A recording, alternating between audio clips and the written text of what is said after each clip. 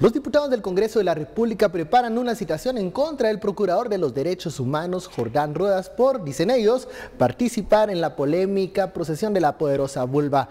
De eso hablaremos esta noche. ¿Qué consecuencias tendrá eso en el organismo legislativo? Participe con la etiqueta SF Polémica PDH. Pero antes los dejo con la nota.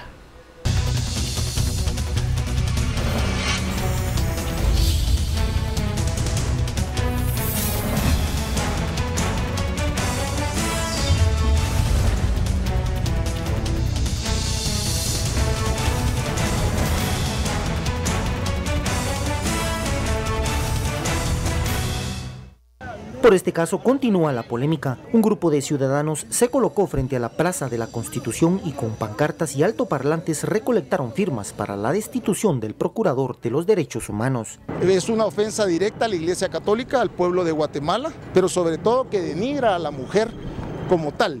Nos resulta muy preocupante que el Procurador de los Derechos Humanos, como comisionado del Congreso de la República, haya actuado de esta manera oficiosa, y estamos haciéndolo no como tema político, aquí es un tema propiamente de la ciudadanía guatemalteca.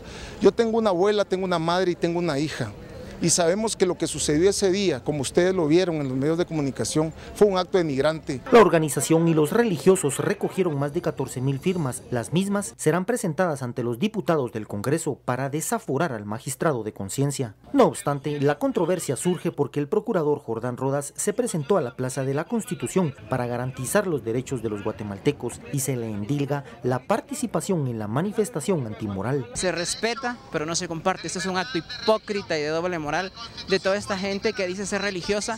Con una mano se están persinando y con la otra mano están cometiendo actos de corrupción, o la más famosa mano de mono. El próximo martes, Jordán Rodas deberá enfrentar al Pleno de Diputados que buscan su expulsión del cargo. Bienvenidos a Sin Filtro, noche de miércoles, mitad de semana. Estamos hablando nuevamente de las consecuencias de esta manifestación pública que se realizó el 8 de marzo y que ahora pues tiene el componente político de haber provocado una citación en el Congreso de la República para el próximo martes, en donde tendrá que comparecer el Procurador de los Derechos Humanos, el señor Jordán Rodas. ¿Qué consecuencias puede tener esto en el escenario legislativo? De eso hablaremos esta noche. Para profundizar en el tema, nos acompaña Mónica Mazariegos y Raúl Bolaños. Muy buenas noches a ambos. ¿Qué tal? Muy buenas noches. Buenas. ¿Cómo estás? Creo que este tema cada vez salen más aristas, ¿no? Y pareciera que no terminan las repercusiones de un acto que no era la primera vez que sucedía, era, creo, el tercer año consecutivo que se realizaba esta llamada procesión de la poderosa vulva, pero el elemento de la presencia del Procurador de los Derechos Humanos suma un elemento nuevo a esto, y vamos a analizar qué va a pasar en el Congreso de la República, qué consecuencias se pueden dar, qué repercusiones se pueden dar entre los diputados. Pero el primer tema es lo que se realizó el 8 de marzo. A muchos incomodó y a otros no tanto. ¿Qué profundidad tiene este tema de lo que se realizó ese día y qué repercusiones tiene en cuanto a la simbología? ¿Por qué molestó tanto, Mónica? Bueno, sí es interesante el tema, ¿verdad? Porque a mí me parece que esto que ocurrió el 8 de marzo sitúa en el centro del debate la idea del Estado laico, ¿verdad? Y la idea de que para que construyamos una democracia como la que soñamos desde hace 30 años cuando se transitó, ¿verdad? Desde la dictadura, la idea del Estado laico es central. Y cuando hablo de Estado laico me refiero sencillamente a que todos los sistemas de creencias deben tener igual valor, ¿verdad? Como el corazón de esta idea del Estado laico.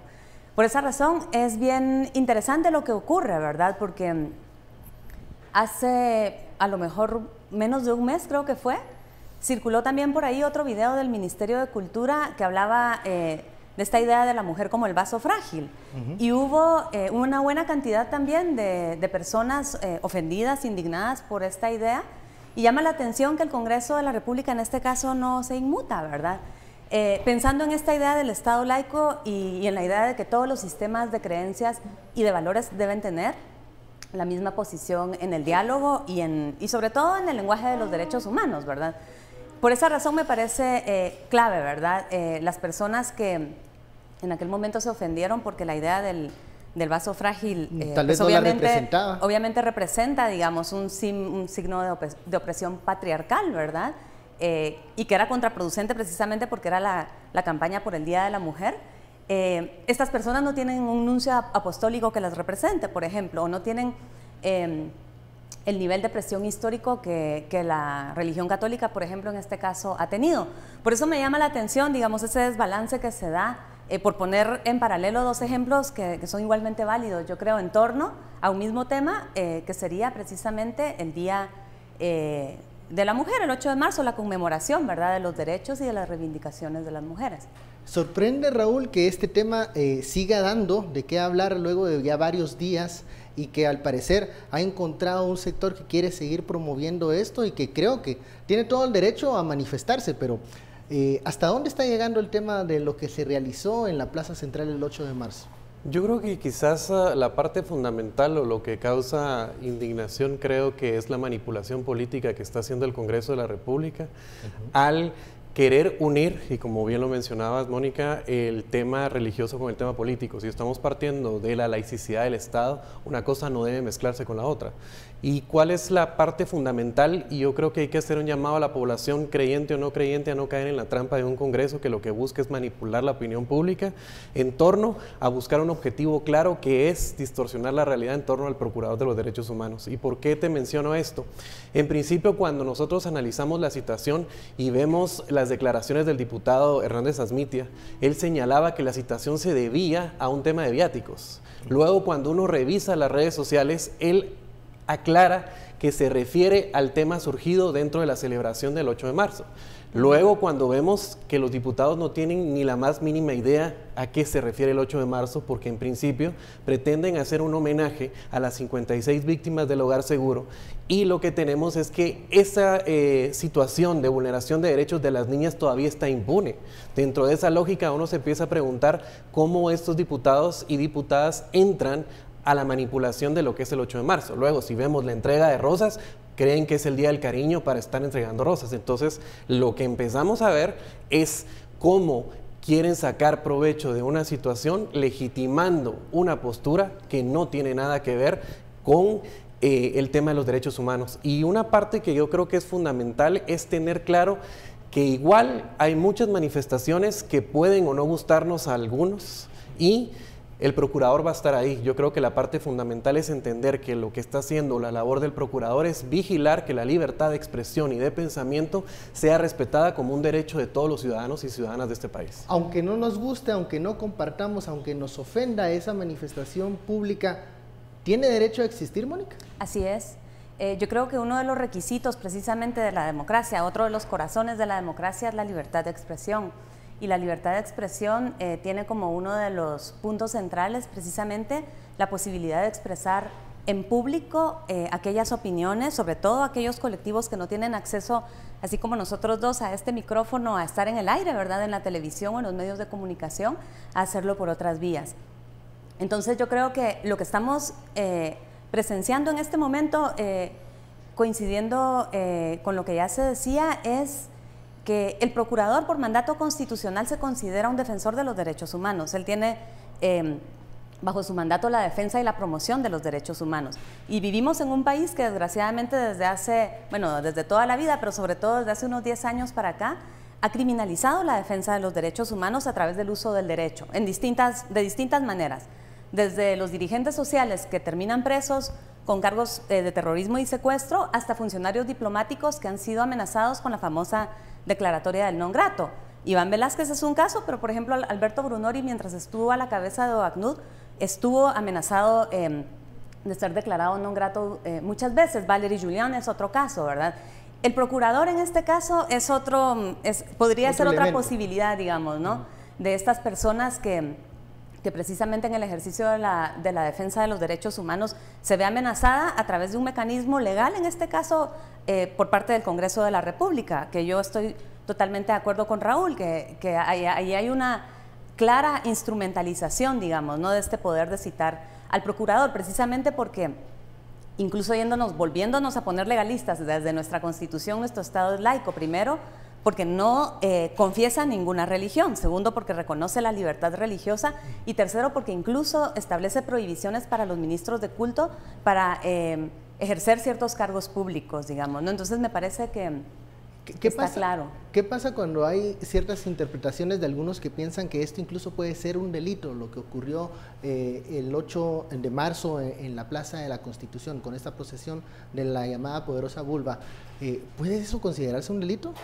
No, lo que tú tienes es una libertad de expresión y es un poco lo que hablamos en términos de que han habido manifestaciones en las cuales uno podría decir se vulneran otro tipo de situaciones. Yo creo que al final lo que tenemos es una ciudadanía que expresa lo que quiere, de la manera que quiere, y a partir de eso existe una libertad de derechos en los cuales no se debe vulnerar. Podemos discutir, por ejemplo, todo el tema de propiedad privada con temas de las pintas que ocurrieron, que no deben de suceder, pero de eso a lo otro creo que se está exagerando y sobre todo que la conferencia episcopal haga un llamado al procurador para decirle cómo debe realizar su tarea. Es como que el procurador se los devolviera y les dijera cuál es la manera en que ustedes tienen que llevar su iglesia. Yo creo que zapatero a tus zapatos, y la parte importantísima de esto es separar ambas cosas, porque religión y política no deben de ir juntas. Y entonces yo creo que esto lo que evidencia es una falta de madurez dentro de nuestra sociedad para manejar la tolerancia, y esa parte yo creo que es fundamental,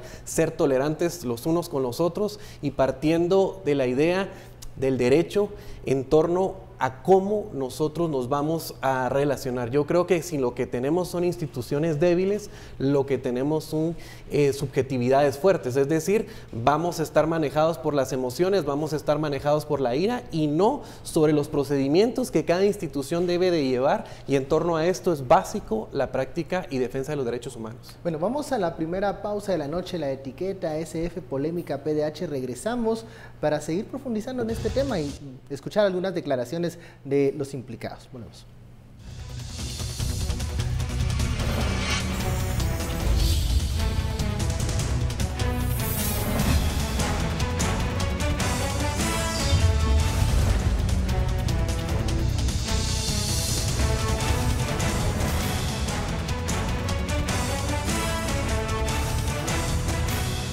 Una forma también un tanto perverso el hecho de que se quieran aprovechar de una ofensa de un sentimiento religioso, de una presencia que es bastante claro que no está ligado ni ha preparado por parte del procurador el día 8 de marzo, y en el fondo se estén utilizando estos como excusa este tipo de acciones. Estimo yo de que estas acciones en algún sentido tienen un carácter político de fondo en virtud del posicionamiento que ha venido jugando el Procurador de Derechos Humanos frente al tema de actos de corrupción y de tratar de sacar de Guatemala al comisionado Iván Velázquez. Desde ese momento se advirtió una seria molestia de sectores que se han visto afectados por la interposición de un recurso de amparo por parte del Procurador de Derechos Humanos. El Procurador de Derechos Humanos yo creo que ni siquiera se había enterado que teníamos nosotras esta acción de calle en el marco del paro internacional de mujeres, y él en su discurso se refirió específicamente en mencionar el caso de las niñas y también sumarse a la exigencia de justicia en este caso, en donde a un año de esta terrible masacre no hemos tenido como muy claro qué pasa en tribunales. Nuestra agenda como paro internacional de mujeres está siendo utilizada por grupos conservadores y de otras formas de expresión que están en contra de las acciones del Procurador de Derechos Humanos, pero también en contra del avance de los derechos humanos en el país. Consideramos que nos están usando, consideramos que es un pretexto para que otros grupos puedan venir y apelar los sentimientos de la población para rechazar lo que hace el Procurador de Derechos Humanos. Escuchábamos las declaraciones. Isabel Juárez es una de las organizadoras de esa procesión que se realizó el 8 de marzo, pero también teníamos las declaraciones de la Oficina de Derechos Humanos del Arzobispado, que está en una posición, creo yo, incómoda, porque esto resurge luego del comunicado que publica la Conferencia Episcopal de Guatemala. Entonces, la posición de la ODA es, por un lado, ellos rechazan la manifestación de la procesión de la Poderosa Vulva porque la ven ofensiva hacia un sector importante de la población, pero dicen aquí hay un trasfondo político, que es el tema de la citación al PDH. fue el comunicado de la conferencia lo que reavivó este debate, Mónica, y que ahí mismo mencionan al procurador en ese comunicado. Sí, yo creo que es importantísimo, a lo mejor el comunicado fue el que reavivó el debate, ¿no? Pero me parece importantísimo no desviarnos del punto central de toda esta cuestión, que era lo que Raúl señalaba desde el primer segmento, ¿no? Y que es la necesidad en esta coyuntura del debilitamiento de aliados de la CICIG. No nos olvidemos que al PDH lo tienen en la mira prácticamente desde agosto del año pasado, ¿verdad? Entonces, lo que está ocurriendo, por supuesto, el debate también es súper apasionante y es súper interesante todo lo que ha levantado desde el punto de vista de la opinión pública, ¿verdad? En términos de que somos una sociedad predominantemente conservadora y cristiana culturalmente hablando, ¿no? Pero me parece que el centro, digamos, del análisis político en este momento está en esa necesidad de debilitamiento, ¿verdad? De aliados de la CICIG en un contexto de pacto de corrupción, ¿verdad? Que sabemos que hay una pugna, hay una tensión desde hace varios meses por intentar interrumpir el trabajo de CICIG, por intentar debilitar las alianzas, digamos, que ha tenido la CICIG, porque indudablemente el PDH desde el primer día se ha posicionado desde el punto de vista de su mandato en la defensa de un convenio o de un acuerdo de derechos humanos, como es el caso del acuerdo de constitución de la CICIG, ¿no? En su momento, luego de que se publicara este comunicado de la conferencia, el procurador dio declaraciones para aclarar, digamos, su participación en los eventos de la Plaza de la Constitución, pero esto no bastó para que los diputados votasen en el Pleno y lograran citarlo al organismo legislativo para el próximo martes, Raúl. Fíjate que uno dice, realmente el rol del Congreso es vergonzoso, porque yo creo que lo primero que deberían de hacer quizás es aprenderse los mandamientos y empezar a ver, a practicarlos en su vida privada y empezar a entender que una cosa se separa de la otra, es decir, la moral, la tradición es para practicarlo en el ámbito privado.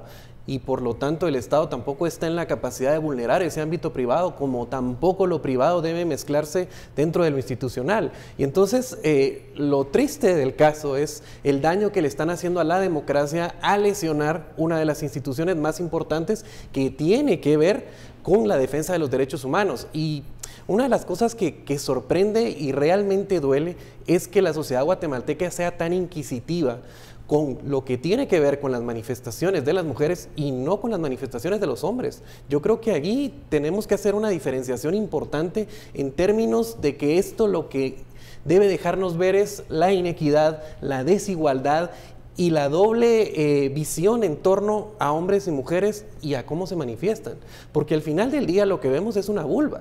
Y entonces uno dice, el elemento religioso o lo simbólico tiene una característica. Claro que hay, o puedes sentirte ofendido desde tu religiosidad, pero de eso a llevarlo al plano institucional y elevarlo para justificar el pacto de corruptos, para lograr tu objetivo de quitarlo del camino, creo que eso es lo que realmente la comunidad católica comprometida con sus valores de justicia social debe ver en los diputados y la manera en que está siendo manipulados. Porque luego de la citación que se votó en el Pleno del Congreso para que se llamase al magistrado de conciencia, uno escucha los argumentos y la verdad la sorpresa no es tanto los argumentos, porque uno ya había sondeado ciertas narrativas de los valores familiares, los valores cristianos, pero lo que sorprende es las personas que están en este momento enarbolando esos valores cristianos y valores familiares.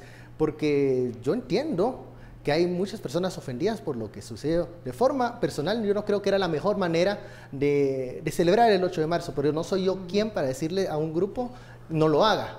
Pero otra cosa es que yo crea que Estuardo Galdames es el abanderado de esta cruzada moral, o que la diputada Delia Abad, que es la persona que nos puede dar enseñanzas de valores éticos, eso ya es diferente y se nos olvida lo que pasó el 13 de septiembre. Entonces, no sé, yo creo que ese es el mensaje aquí.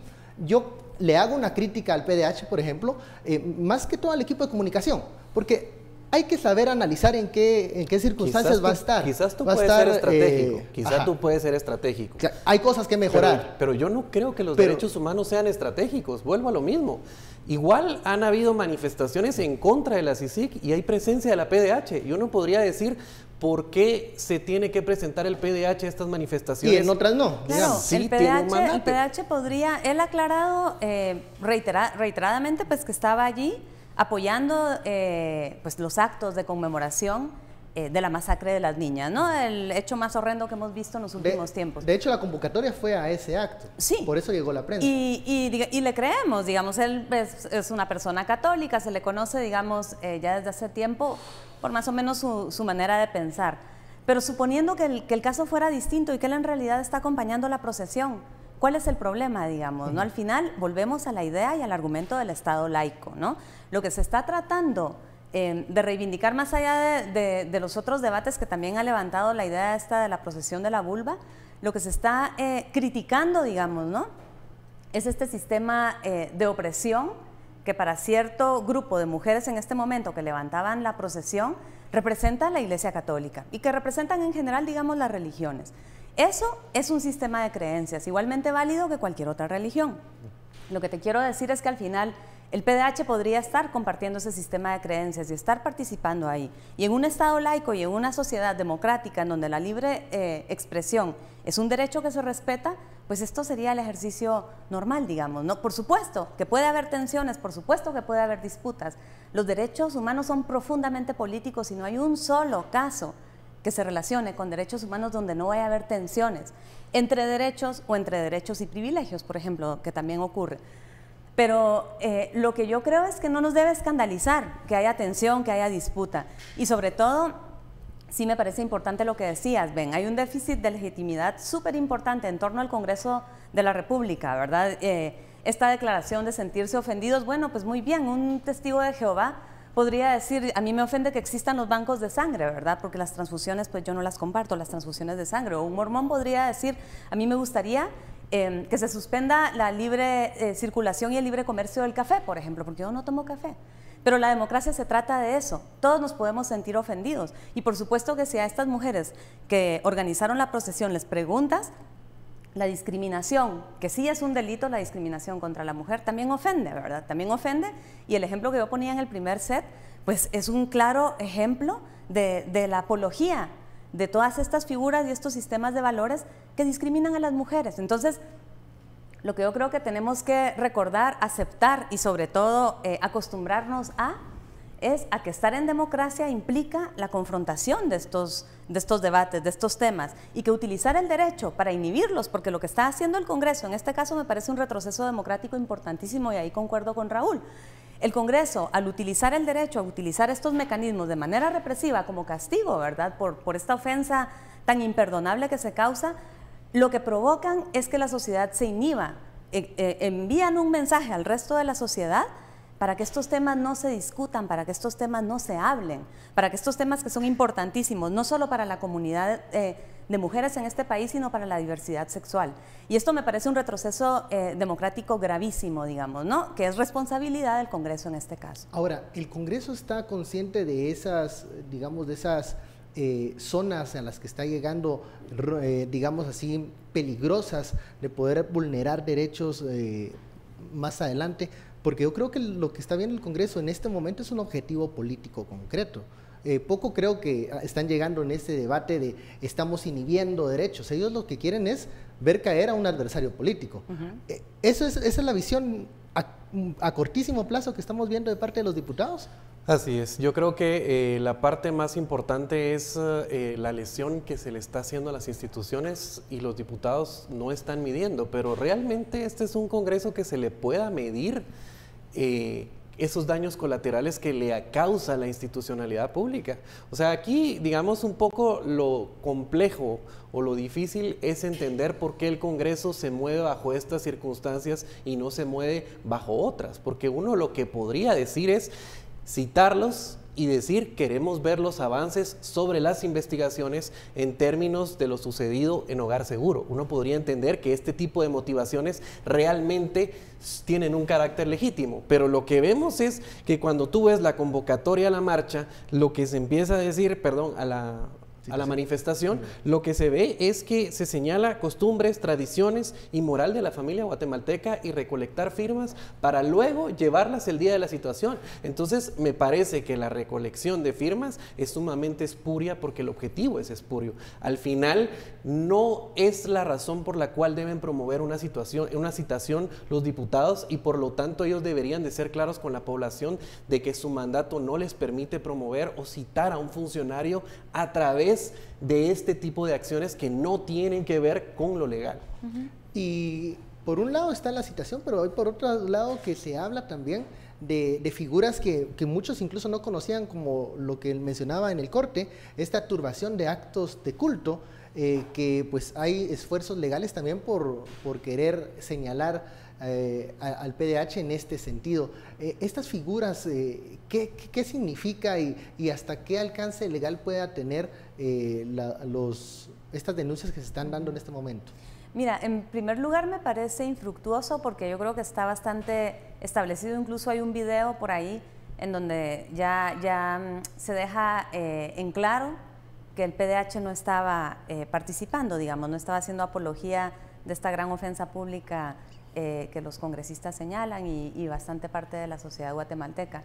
En todo caso, la turbación de un acto religioso sí consistiría en una acción que directamente perturba, digamos, ¿no? Una ceremonia religiosa, lo que hablábamos hace un momento, el caso, por ejemplo, en Europa que se ha dado de muchas, las Pussy Riots en Rusia, por ejemplo, lo que hablábamos, entrar a un templo, dar un paso más allá, digamos, ¿no? Aquí de lo que estamos hablando se puede ver desde distintos ángulos, puede ser una sátira, puede ser una acción de arte performativo, incluso si lo queremos ver de esa manera, o puede ser una simple resignificación de las procesiones, digamos, ¿no?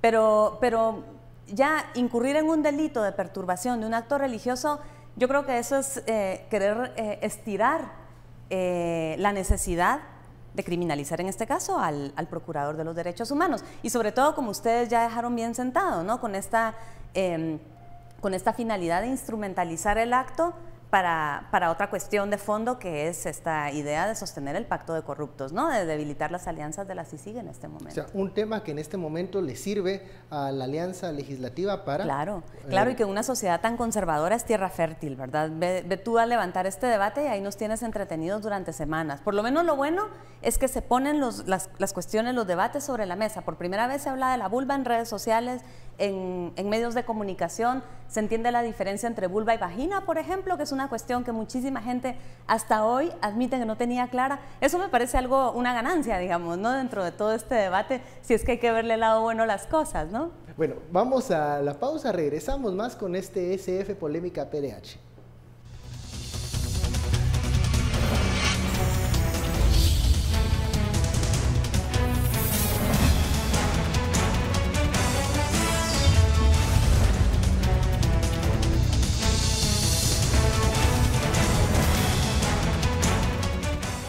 Regresamos a Sin Filtro, la etiqueta SF Polémica PDH. Antes de continuar con este acalorado tema, vamos con nuestro director Haroldo Sánchez para conocer los temas relevantes de Sin Reservas.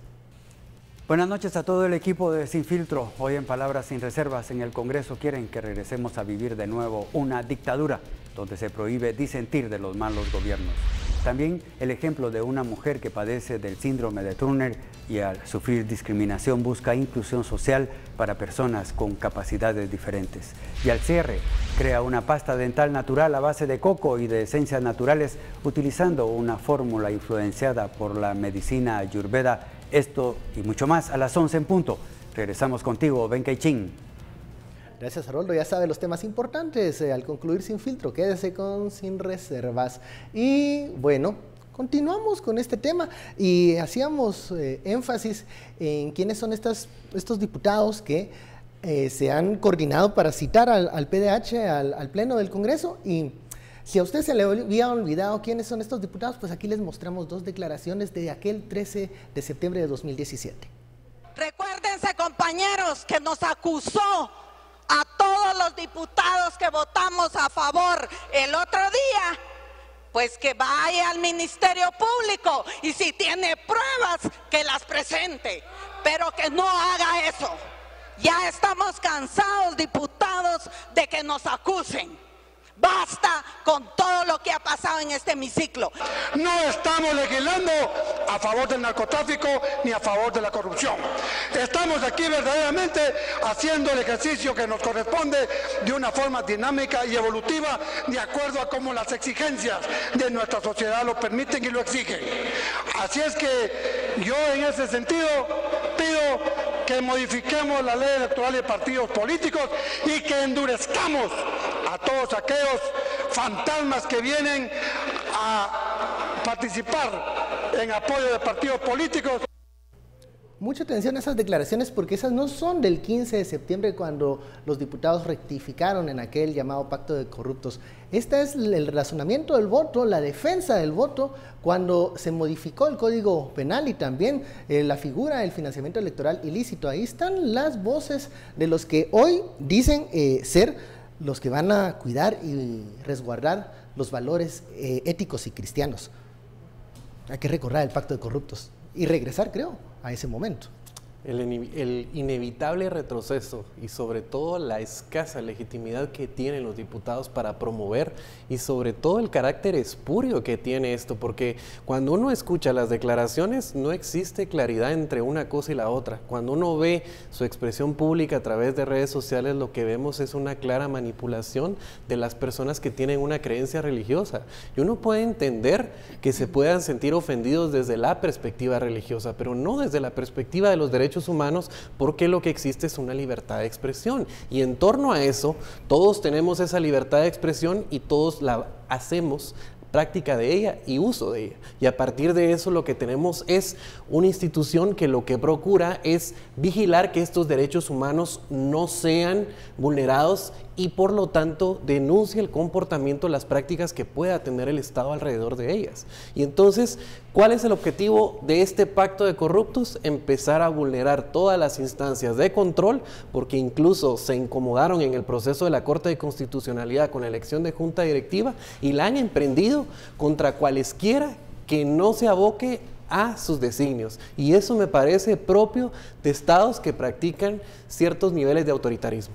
Y recordemos que no solo esta citación que está para el martes será un pulso entre estos grupos que buscan el debilitamiento de aquellas entidades que se han sumado a esta batalla en contra de la corrupción, sino recordemos también hace una semana o dos se intentó modificar la ley de antejuicios, también queriendo hacer del Congreso este gran tribunal que va a decidir qué antejuicio continúa y qué no. Así es. Y entonces hay un esfuerzo, siento yo, coordinado de ver qué oportunidades tienen para debilitar al otro bando. Sí, es decir, lo que vemos es que se está anulando todos los controles que tiene la democracia y justamente a partir de la buena voluntad que puedan tener personas religiosas que se sienten ofendidas, utilizar esa ofensa para desprestigiar a una institución. Y yo creo que es importante rescatar por qué las instituciones tienen mandatos específicos y no están manejadas a través de personas. Y entonces esto lo que nos viene a decir es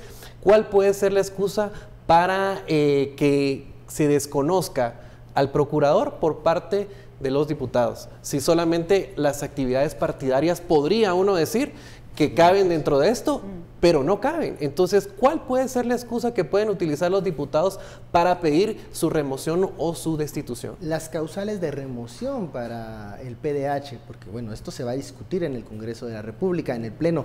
¿Qué pueden utilizar en ese momento para decir que hay una causa que fundamente el cambio, la remoción del PDH, Mónica? Mira, yo creo que lo más absurdo de este caso es precisamente que ni siquiera se han invocado causales de remoción. Cuando tú escuchas las declaraciones de los diputados, casi todos expresan claramente que precisamente la ofensa que tienen es la participación del PDH en esta manifestación, digamos, ¿no? Y bueno, así muy en general te dicen que van a pedirle cuentas, empiezan a utilizar un discurso que hace entender, y que también esto genera confusión a la población, que el PDH tiene en sus manos la responsabilidad de transformar las condiciones de los derechos humanos en el país, ¿no?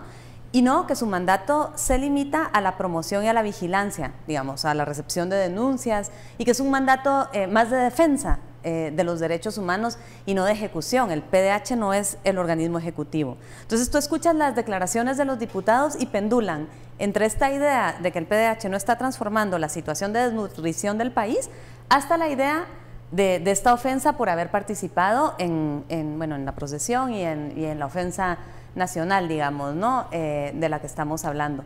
¿Qué pasa si, bueno, pongo un ejemplo por algunos mensajes que han llegado con la etiqueta SF Polémica PDH, mensajes bastante subidos, incluso algunos, ¿no?, que han manifestado su rechazo a la procesión. Hay un ejemplo y ponen, ¿qué pasa si el PDH hubiese prohibido o censurado esa procesión? ¿Se está vulnerando un derecho en esa acción? Se está vulnerando. Digamos que la libertad de expresión es quizás de los derechos el más polémico, porque en cualquier lugar del mundo genera tensiones, genera discrepancias, digamos, ¿no? ¿Cuál es el límite de la libertad de expresión? ¿Cuál es el límite de la denuncia pública? Lo que sí podemos decir, yo creo, es en Guatemala, en América Latina, pues el sistema interamericano de derechos humanos es más o menos el que va desarrollando estándares internacionales a partir de los cuales luego las leyes y las políticas públicas se desarrollan a su vez en los países. Y sí que hay, digamos, un tríptico de limitantes que se han establecido a partir del sistema interamericano, que tienen que ver con que la protesta o la expresión se puede limitar en 3 casos. Uno, que sea mediante una ley que explica clarísimamente cuál es la limitación y en qué casos es. La idea es que toda la sociedad, todos nosotros sepamos en qué incurriríamos, digamos, ¿no?, para que nos puedan limitar este derecho. Tiene que ser así, claramente asumido, claramente sabido. Número 2, que sea un motivo legítimo, digamos, ¿no? Por ejemplo, conservar la imagen de un político, del presidente, de una religión, esto no podría necesariamente ser, ¿verdad? Y 3, que sea estrictamente necesario. En este caso no estamos hablando ni siquiera de algo estrictamente necesario, era una manifestación pacífica además, ¿no? Es el primer requisito para poder expresarse uno en la calle, lo que casi siempre, digamos, se impugna cuando hay bloqueos, cuando hay, digamos, otro tipo de consecuencias para la sociedad. En este caso estamos hablando de una manifestación pacífica y por lo tanto si hubiese sido una restricción a la libertad de expresión y si hubiese sido un retroceso democrático. No es el rol del PDH prohibir esto y él lo tiene claro, ¿no? Volviendo a ese ejemplo, hay quienes piensan que el PDH debió, para cumplir su mandato, rechazar o prohibir esta ofensa a la comunidad cristiana católica. Pero fíjate que no está en su mandato y tal como lo menciona Mónica, no lo puede hacer.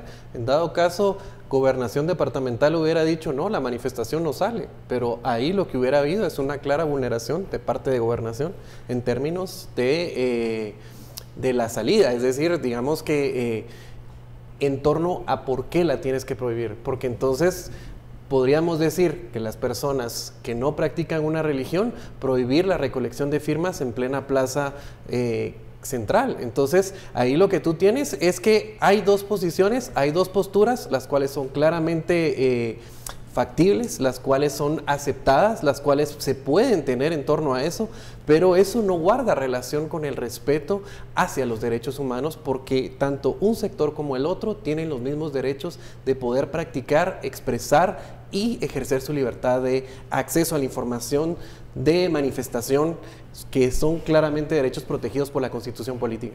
Bueno, para concluir este bloque, la utilización de elementos religiosos es algo que siempre es polémico, y ahora no estoy hablando de la procesión de la poderosa vulva, sino que, por ejemplo, del otro lado, la utilización de elementos religiosos, por ejemplo, en la recolección de firmas. Hay un discurso político que se está mezclando con un discurso y con una semiología religiosa.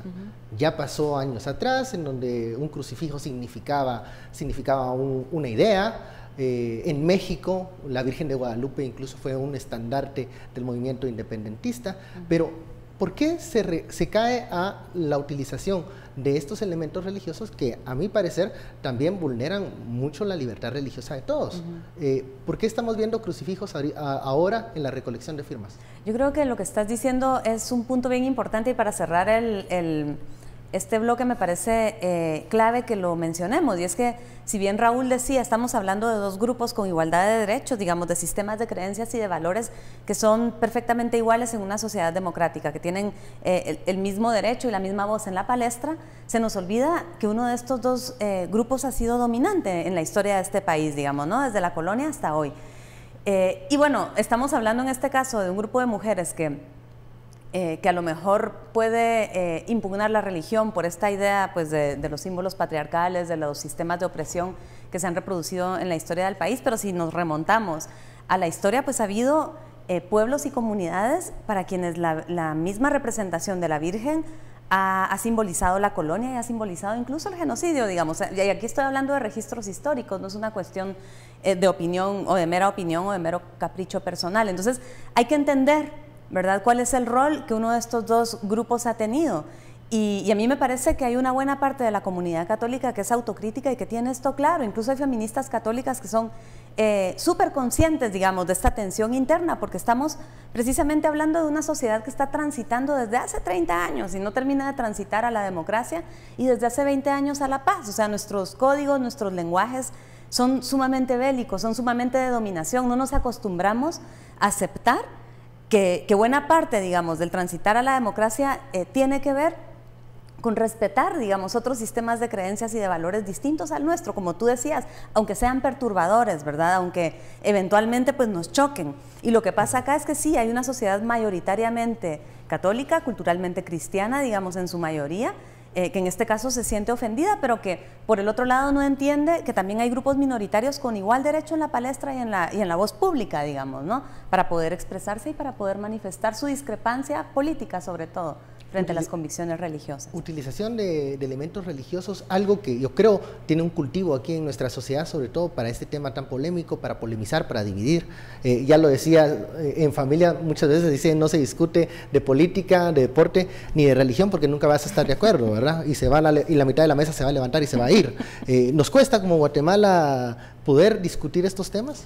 Fíjate que algo importante que tú señalabas en el caso de México, el tema de la Virgen de Guadalupe es un símbolo patrio. Más allá de ser un símbolo religioso, también tiene una connotación en torno al simbolismo de la identidad nacional. Y entonces aquí uno sí puede entender, digamos, la legislación que hay alrededor de esto, incluso con la propia bandera. Nadie puede ser fotografiado con el tema de la bandera como tal, tapándose como algunos modelos lo quisieron hacer, pero esa legislación en Guatemala no es clara. Entonces uno podría partir de que si esto no está escrito en ley, lo que estamos hablando son propiamente de símbolos religiosos sobre los cuales la cultura política ha construido un sistema de identidades. Y entonces uno puede ver y puede entender que puede existir una ofensa de cualquiera de los dos bandos, pero de eso a llevarlo a un término de derechos humanos, a decir o a reclamar por qué la presencia del procurador de los derechos humanos, porque otra vez estamos volviendo al punto de que es el defensor del pueblo y por lo tanto su labor es y tiene que ver a que no se violenten esos derechos. Entonces yo sí creo que si nosotros mezclamos la gimnasia con la magnesia, lo que vamos a tener es un chirmol terrible en el cual lo que vamos a terminar es enfrentados, porque lo que nos está dominando es la subjetividad a partir de nuestras creencias religiosas. Bueno, vamos al corte, la etiqueta SF, polémica PDH, volvemos.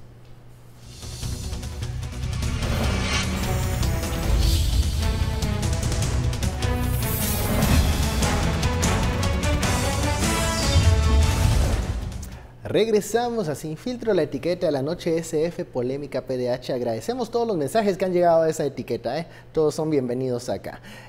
Continuamos con este tema. Se necesitan 105 votos para remover al PDH en el Congreso de la República. Sí, es un comisionado del organismo legislativo, pero ¿cómo se están comportando las bancadas tras el anuncio ayer de que el martes va a llegar y va a tener que dar explicaciones de su participación o no en esta procesión, Mónica? Sí, bueno, pues al parecer la mayoría de declaraciones que se escuchan en los medios de comunicación son, parecieran demostrar una especie de consenso tácito, digamos, ¿no?, respecto de esta citación, respecto de la necesidad de escrutinio, ¿verdad?, sobre el PDH. Y eso llama mucho la atención porque en situaciones de crisis, en situaciones difíciles, ¿verdad?, en donde hemos como ciudadanía esperado una reacción más ágil, más acelerada de los diputados, pues no se ve mucho por dónde. Eso, desde luego, pues aumenta y acrecenta ese déficit de legitimidad del que ya estamos hablando, ¿no? Y por esa razón es que es importantísimo que como ciudadanía seamos católicos o tengamos cualquier otro sistema de convicciones y de creencias, tengamos sobre todo memoria histórica, digamos, ¿no? Eso sí lo podemos compartir.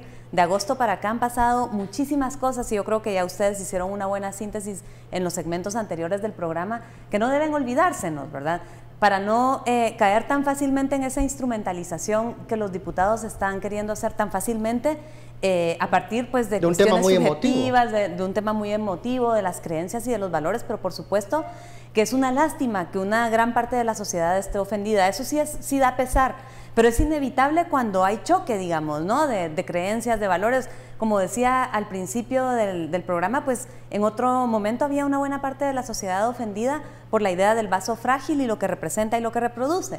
Pero así es el debate público, así es la palestra democrática, digamos, ¿no? Yo creo que con eso hay que acostumbrarse uno a lidiar, pero sobre todo yo creo que como ciudadanía no debemos olvidar, ¿no? Todo lo que ha venido pasando, no solo en los últimos años, sino particularmente de agosto para acá, para entender cómo el Congreso se está moviendo, qué es lo que están promoviendo, por qué ese consenso tácito tan rápido, ¿verdad? Cuando hay situaciones más difíciles, más duras, en las que no hay modo, que haya a veces ni siquiera quórum, ¿no? Así es. Bueno, se llegaron a esos 80 votos que lograron aprobar la citación del PDH en el Pleno del Congreso, y aquí no hablamos entonces solamente de la alianza legislativa que se ha llamado Pacto de Corruptos, aquí incluso de otros grupos parlamentarios, Raúl. Fíjate que a mí de verdad me produce indignación, por ejemplo, el rol que ha jugado la UNE en esto, porque uno hubiera querido que de la misma manera o con la misma sagacidad se hubieran movido con el tema del alcalde de su propio partido, que claramente se ve torturando a otro ser humano, que esto sí es una violación a los derechos humanos, y que para discutir primero, en lugar de ir a poner una denuncia a los canales respectivos, lo que hace es consultar con su comité ejecutivo para ver si lo sacan del partido. Y cuando se presenta una situación de esta índole que tiene que ver con citar al procurador, se prestan y están listos y dispuestos. Entonces uno empieza otra vez a sopesar con qué legitimidad este Congreso realiza este tipo de acciones. Porque incluso consultado el jefe de bancada de la UNE para conocer más o menos la postura que esa bancada va a tener para la citación y un posible intento de remoción, el jefe de bancada dijo algo interesante, que como por ser un tema religioso, que toca el ámbito religioso, van a dejar libre el voto y sus diputados van a votar cada quien como así lo desee. Pero entonces estamos supeditando el ejercicio público de la Diputación a la creencia de una religión en particular. Y creo que es para mí es una salida fácil para no comprometerse a una postura definida, sino decir cada quien va a votar como deseen. ¿Y cómo vemos esos escenarios para martes? Yo creo que este es un tema bien interesante lo que estás tocando, porque también ocurre en el caso de los jueces cuando se discute la independencia judicial, ¿verdad? Ni los jueces, ni los diputados, ni el presidente son personas vacías de contenidos políticos o antropológicos, ¿verdad? Todos pertenecen a un partido, votan a un partido político, leen un determinado periódico, tienen un sistema de creencias. El tema, yo creo, es que acá la gran dificultad es esa praxis política que ha habido en este país, digamos, ¿no? A pesar de que somos un Estado teóricamente laico, en la práctica somos prácticamente un Estado bastante moralista, y no solo moralista, sino bastante religioso, ¿no? En la praxis, no solo social, sino política. Y eso, diluirlo en este momento es bien difícil, ¿verdad? Y por esa razón es que pareciera ingenua todas estas declaraciones de los diputados, pero es real, no es anacrónico, está pasando. Están diciendo que es precisamente la ofensa a la religión la que hace que ellos motiven una citación al PDH, ¿verdad? Esto debería ser anacrónico, como digo, pero en pleno siglo XXI en Guatemala sigue ocurriendo, ¿verdad? Y yo creo que es un buen ejemplo para reflexionar como sociedad, ¿verdad? Respecto de a qué tipo de exigencias también tenemos que tener frente a nuestros funcionarios públicos y respecto de esa legitimidad que deben tener en el marco de un Estado democrático. Ellos son los responsables, por lo menos desde el punto de vista de las instituciones, del fortalecimiento de la democracia, y no lo pueden hacer anteponiendo sus creencias religiosas, ¿verdad? Porque esto rompe con la idea del Estado laico, que es precisamente el corazón de esa democracia que necesitamos. Raúl, cuando se habla de Estado laico muchas veces, y algunos mensajes acá los están mencionando, pareciera que se está hablando de un discurso antirreligioso. Yo soy de la postura de que incluso un Estado laico garantiza todas las religiones y que todas las personas, independientemente del credo que tengan, van a tener sus derechos y van a tener la libertad para poderlo ejercer. O sea, el problema es cuando, si algo me ofende y yo quiero prohibirle al otro que lo haga.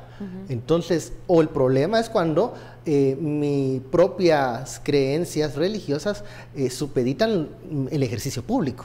Porque ya estamos llegando a otro debate, a otro tema que creo un diputado tiene que ejercer su diputación en base a sus votantes, pero también el marco normativo legal, no solo a ver si va a quedar bien con un sector cristiano conservador o con un sector, digamos, progresista, por así decirlo, para separarlo. ¿Cómo tiene que actuar el diputado en este momento? Fíjate que uno puede entender, digamos, que la laicidad del Estado tiene que ver con la separación de la religión con lo que es la institucionalidad, es decir, no puedes mezclar ambos, no se puede profesar como tal. De hecho, una de las prohibiciones de la Constitución es reiterativa con todo el tema de ministros de culto para poder ejercer ciertos cargos públicos. Y entonces, la parte que yo sí creo que hay que rescatar es que sí hemos tenido la presencia de partidos con vocación cristiana, es decir, en el caso guatemalteco lo pudimos ver con la democracia cristiana, y aquí yo creo que es preciso reconocer la labor de lo que estos partidos han hecho alrededor de América Latina, que ha tenido una labor sumamente importante en la promoción del diálogo, la concertación de intereses y justamente propiciar, digamos, las transiciones a la democracia a partir de una posición reconciliadora. Y entonces ese es el espíritu que se debe rescatar en la acción política, pero en la institucionalidad al final lo que tú tienes es un diputado que representa a un distrito y que por lo tanto me representa a mí siendo religioso o no religioso. Por lo tanto, su voto debería de tomar en cuenta que es sobre la base de la institucionalidad y sobre la base de una reglamentación como tal, y no si él tiene una postura, porque entonces, si yo soy rojo o soy crema, entonces voy a legislar a favor de los cremas todo el tiempo. La ley pasada que me llevaron pelotillas de plástico los futbolistas, entonces como ahí no vi de mi partido de fútbol o de mi equipo de fútbol, entonces no voy a aprobar la ley. A ese punto es el que estamos cayendo, a tratar de personalizar creencias, valores en la acción política. Yo agregaría, digamos, me parece bien importante lo que acaba de decir Raúl, precisamente porque nuestros representantes son representantes de todo el mundo, ¿verdad? Y hablar de libertad religiosa, tal como lo hace la Constitución, sí tiene un sentido bastante restrictivo todavía, pensando en la idea del Estado laico, yo creo, y esto sí es importante traerlo a colación, porque la idea de la religión restringe demasiado otros sistemas de creencias y valores. Yo por eso prefiero hablar de sistemas de creencias y de valores, digamos, ¿no? Porque eso sí lo puede tener cualquier persona independientemente de si es católico, de si es ateo, de si es agnóstico. Por ejemplo, los budistas no se consideran una religión en sí misma. Entonces, hablar de religión es bastante restringido todavía, pensando en esta idea del Estado laico y de la representatividad, en este caso de los diputados frente a la sociedad, ¿verdad? Por esa razón, sí es importante tener sobre la mesa la existencia de diversidad de sistemas, ¿verdad? De creencias y de valores, más allá de las religiones son uno de estos tipos de sistemas de creencias y valores, pero es uno más. Tú mencionabas en uno de los bloques, Mónica, de que es normal ciertas tensiones cuando existe diversidad de pensamientos, de creencias, de formas de ver la vida. ¿Cómo se puede convivir entre tensiones y cómo se puede reconciliar visiones sin tener que anular las otras? Porque aquí es muy fácil que yo existo, con Raúl tenemos una opinión muy parecida, pero tú no, Mónica, entonces lo más fácil es mejor sacarte de la ecuación. Pero ¿cómo podemos estar en diversidad con las tensiones normales que eso representa? Estar unidos. Y es que fíjate que para eso están las instituciones, para mediar, para reducir el foco de conflictividad. Si tú no tienes una presencia institucional, lo que tienes es que en la medida que tú eres más poderoso y manejas esa verdad, la puedes pasar sobre mí. Y entonces lo que tenemos es que se malentiende que la democracia es la dictadura de la mayoría, y eso no es así. La democracia es el conjunto de opiniones, el conjunto de una sociedad que se puede expresar libremente, ejercer sus derechos y que cuenta con las instituciones básicas para poder garantizar esos derechos y mediar entre nosotros de tal manera que logremos llegar al justo medio a base de acuerdos. Por eso es que la Constitución política es la base del pacto social a partir del cual todos teóricamente nos sentimos incluidos, representados y legitimados formalmente a través de instituciones y leyes que velan por el cumplimiento de estos derechos. Sí, yo creo que en este caso no hay respuestas mágicas, ¿verdad? No se puede decir en todos los casos hay que resolver de esta y esta manera, o la fórmula mágica para poder convivir en paz es esta y esta otra. A mí me parece que, un poco reiterando lo que Raúl decía, las instituciones están para mediar y sobre todo el caso por caso, digamos. Hay una serie de principios que se pueden tener en cuenta, ¿verdad? La ponderación, la proporcionalidad en la toma de decisiones, ¿no? Pero sobre todo a mí me parece que hay algo bien importante que como sociedad debemos tener presente, y es que hay conflictos que son entre derechos y privilegios, ¿verdad? Y la diferencia entre una cosa y la otra es que un derecho es tendencialmente generalizable, es incluyente y busca la igualdad de los seres humanos. En este caso, la libertad de expresión, digamos, la posibilidad de expresarnos todos por igual desde el punto de vista de nuestras creencias. Un privilegio, por el contrario, es tendencialmente restrictivo, es excluyente y en últimas lo que obtiene es la desigualdad, digamos, ¿no? En este caso, un privilegio podría ser que mi sistema de creencias tenga la preferencia por encima de los demás y que se imponga finalmente en la toma de decisiones públicas, que es lo más grave desde el punto de vista democrático. Entonces yo creo que esa diferencia es importante ponerla sobre la mesa cuando hay casos como este. Hemos llegado al final de esta hora de análisis. Muchísimas gracias, Raúl. Mónica, a usted muchas gracias por su preferencia. Si usted quiere saber cómo están las tensiones en Guatemala, en toda esta diversidad de opiniones, le invito a que vaya a La Etiqueta y lea los comentarios. Feliz noche, nos vemos mañana.